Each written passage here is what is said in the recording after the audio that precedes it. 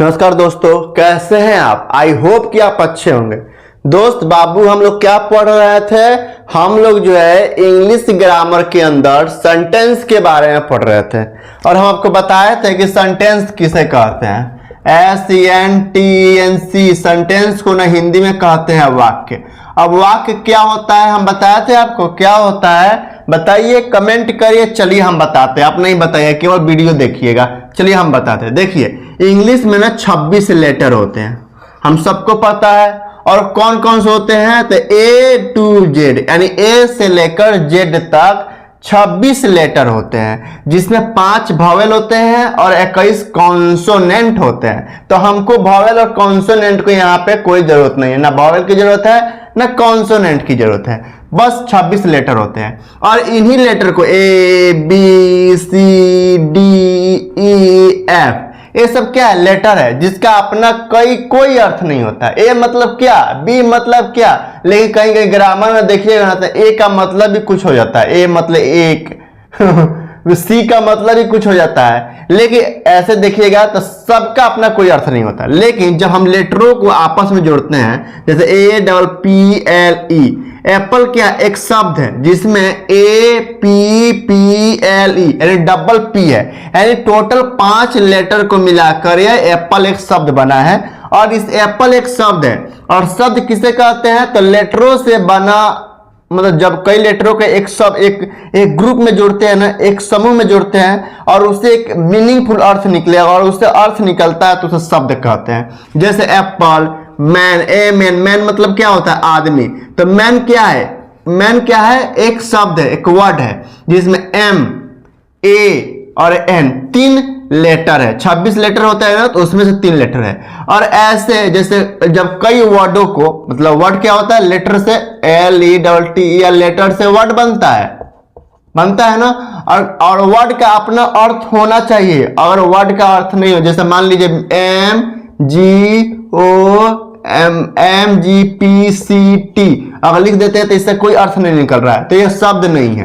तो शब्द से अर्थ निकलना चाहिए। और जब कई शब्द को, इसको मिटाते हैं, कई शब्द मतलब कई वर्ड को, वर्ड का मतलब अंग्रेजी में वर्ड बोलते हैं, हिंदी में ये वर्ड हो गया, WORD। वर्ड में एक होता है वर्ल्ड, वर्ल्ड में होता है दुनिया, एक होता है वर्ड, वर्ड को हिंदी में कहते हैं शब्द। तो जब कई वर्ड को आपस में जोड़ते हैं, एक क्रमबद्ध रूप में सजाते हैं, एक सिस्टमेटिक वे में सजाते हैं और उससे एक मीनिंगफुल अर्थ निकलता है, तो उसे हम क्या कहते हैं, वाक्य कहते हैं। जैसे Ram Yeats a mango, Ram आम खाता है। तो इसमें 1 2 3 4 वर्ड है, मतलब कितने शब्द है, 4 शब्द, 4 वर्ड है। राम एक शब्द है, ईट्स एक शब्द है, एक शब्द है और मैंगो एक शब्द है। ठीक है। अब ये कहिएगा सर ये लेटर भी है, ए मतलब एक भी होता है, तो एक शब्द भी कह सकते हैं, लेटर भी कह सकते हैं। तो 4 वर्ड है और कितने लेटर है, तो राम में 3 लेटर है, ईट्स में 4 लेटर है और ए में 1 लेटर है, अब मैंगो में 5 लेटर है। तो कितना हो गया, 5 1 6 6 3 9 9 1 10 3 13, यानी 13 लेटर मिलके मतलब 4 शब्द बनाए, 1 2 3 4 शब्द बनाए हैं। और देखिए शब्द को ना एक सिस्टमेटिक वे में सजाया गया है।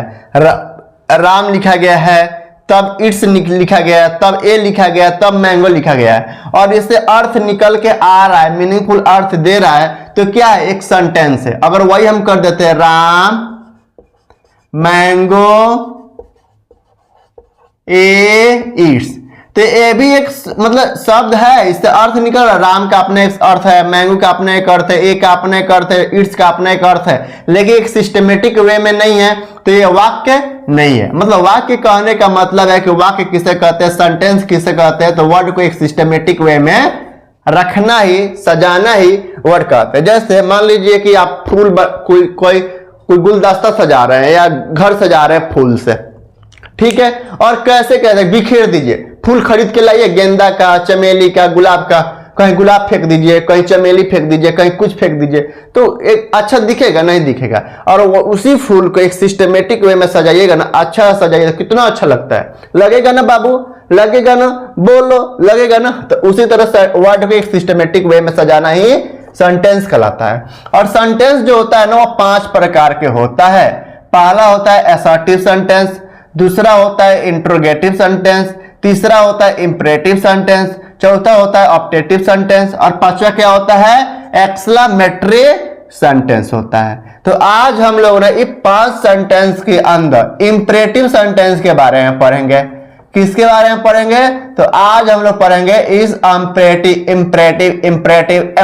सेंटेंस के बारे में पढ़ेंगे ना, इंपरेटिव सेंटेंस के बारे में पढ़ेंगे। इंपरेटिव सेंटेंस को हिंदी में कहते हैं आदेशात्मक वाक्य। क्या बोलते हैं इंपरेटिव सेंटेंस को, इंपरेटिव सेंटेंस को हिंदी में बोलते हैं आदेशात्मक वाक्य। अब इंपरेटिव सेंटेंस क्या होता है, इसका एक अर्थ देखिए, इसका हम सेंटेंस लिखे हैं, इसका मतलब डेफिनेशन कह सकते हैं, परिभाषा हिंदी है, परिभाषा अंग्रेजी में डेफिनेशन। तो डेफिनेशन देख लेते हैं कि इंपरेटिव सेंटेंस का डेफिनेशन क्या है, इसको पता, चलिए इस पर टिक लगा देते हैं क्योंकि हम लोग इंपरेटिव सेंटेंस के बारे में पढ़ रहे हैं। इंपरेटिव सेंटेंस कहता है आदेशात्मक वाक्य, इसे हिंदी में क्या कहते हैं, आदेशात्मक वाक्य, कि जिस वाक्य से मतलब सेंटेंस से आदेश को अंग्रेजी में क्या कहते हैं, ऑर्डर, सलाह मतलब एडवाइस, प्रश्न मतलब रिक्वेस्ट, राय का अंग्रेजी में कहते हैं सजेशन, चेतावनी मतलब वार्निंग, निर्देश मतलब इंस्ट्रक्शन का भाव व्यक्त हो, का उससे भाव निकल के आया तो उसे कहते हैं इंपरेटिव सेंटेंस। देखिए अगर आपके सामने 50 को वाक्य बिखेर दिया जाए और कहा जाए कि इसमें कौन सा इंपरेटिव सेंटेंस है, तो पहचानिएगा कि उसमें देखिए क्या उस सेंटेंस से आदेश का बोध हो रहा है का, अब क्या सलाह, उससे सलाह निकल के आ रहा है, इंस्ट्रक्शन निकल के आ रहा है, रिक्वेस्ट निकल के आ रहा है, वार्निंग निकल के आ रहा है, इंस्ट्रक्शन निकल के, निर्देश निकल के आ रहा है, सजेशन निकल के आ रहा है, और उससे बोध हो तो कहिएगा कि सर इंपरेटिव सेंटेंस है, आदेशात्मक वाक्य है। जैसे ऐसे वाक्य में अक्सर यू जो है ना क्या होता है, सब्जेक्ट होता है, SUB सब्जेक्ट मतलब क्या होता है, कर्ता, जो काम करता है ना उसे हम कर्ता कहते हैं। जैसे राम खाता है तो खाने का काम कौन करता है, राम करता है। मैं पढ़ाता हूं तो पढ़ाने का काम कौन कर रहा है, तो मैं कर रहा हूं, तो मैं सब्जेक्ट है। तो जो काम करता है जो सब्जेक्ट कहते हैं। और इंपरेटिव सेंटेंस में सब्जेक्ट यू जो है ना छुपा रहता है, क्या रहता है, तो यू जो है वह छुपा रहता है। जैसे देखिए, जैसे आदेश मतलब होता है ऑर्डर, जैसे ओ क्लोज द डोर, दरवाजा बंद करो, तो हम कहेंगे यू क्लोज द डोर, मतलब क्या कर, आदेश दे रहा है, यू क्लोज द डोर, दरवाजा बंद करो। तो ये कौन सा सेंटेंस है, इंपरेटिव सेंटेंस है। यहां बैठो, सिट हेयर, यहां बैठो, आदेश दे रहे हैं सिट हेयर, यहां बैठो। तो अगर कोई पूछे सिट हेयर कौन सा सेंटेंस है, तो आदेशात्मक यानी इंपरेटिव सेंटेंस है। अब जैसे अगर सलाह या राय का बोध हो तो वो भी सेंटेंस जो होता है इंपरेटिव सेंटेंस होता है। जैसे समय पर सो जाओ यानी गो टू बेड, यानी बेड पर जाओ ऑन टाइम, यानी समय पर बेड पर जाओ, यानी समय पर सो जाओ। तो हम किसी को सलाह नहीं देते हैं कि समय पर सो जाओ, मतलब go to bed on time, मतलब समय पर सो जाओ। तो हम एक क्या करते हैं, एडवाइस भी देते हैं, और एडवाइस भी हो जाएगा, या किसी को हम राय भी देते हैं। मान लीजिए कोई मरीज है तो डॉक्टर क्या कहते हैं, डॉक्टर का मरीजों को डॉक्टर साहब क्या बोलते हैं, go to bed on time, यानी समय पर आपको सो जाना चाहिए।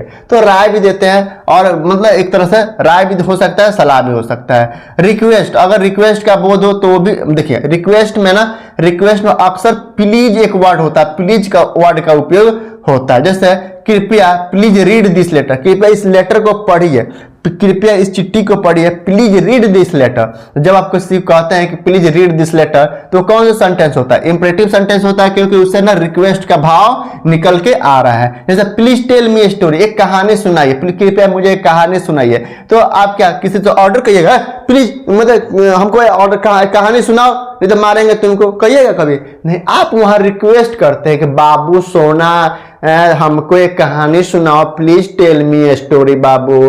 तो इससे के कौन सा सेंटेंस है, तो ये सेंटेंस जो होता है इंपरेटिव सेंटेंस होता है। वार्निंग, अगर चेतावनी के, चल बैठ यहाँ पे, वार्निंग मतलब मारेंगे, अभी पीटेंगे, डरवाने के लिए चेतावनी नहीं देते किसी को। तो अगर आप किसी को चेता रहे हैं, धमका रहे हैं, तो वो भी जो है ना इंपरेटिव सेंटेंस होता है। जैसे बिजली के तार के पास मत जा, बिजली के तार मत छुओ, don't touch the electric wire, मतलब don't touch the electric wire, यानी बिजली के तार मत छुओ। तो अब क्या किसी को प्यार से कहिए, सलाह दीजिएगा कि बिजली के तार मत छुओ, आप वार्न करिएगा, वहां पे चेताइएगा उसको, धमकाइएगा, don't touch the electric wire, आपको बिजली के तार नहीं छूना चाहिए।